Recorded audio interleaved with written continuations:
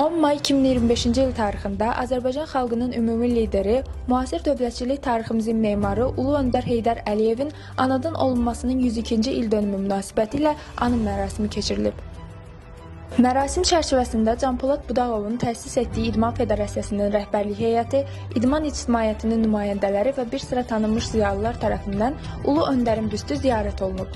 Ziyarət zamanı iştirakçılar tərəfindən gül dəstələri düzülüb, onun əziz xatirəsi ehtiramla yad edilib. Nə xoş gündür ki, Ulu Öndərin 102-ci il dönümünə biz də qaşıldıq. İctimaiyyət nümayəndələri ilə birgə Qiyamə Qarşı Vuruşu Sandıq Federasiyası olaraq. Bildiyiniz kimi,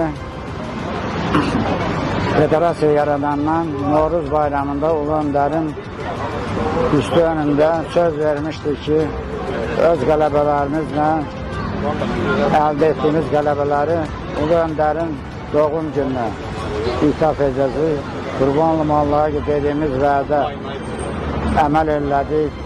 Bugünkü gün bizə çox xoş gündür ki, gənd heydərsilər, balaca idmançılar öz qələbələrini, ilk qələbələrini bu idman növündə Ulu Öndərin üstü önündə nümayiş elətdirdilər. Bu bütün qazanılan qələbələr bu doğum günlər biz tərəfdən şu Sandıq Federasiyasından ithaf olunur.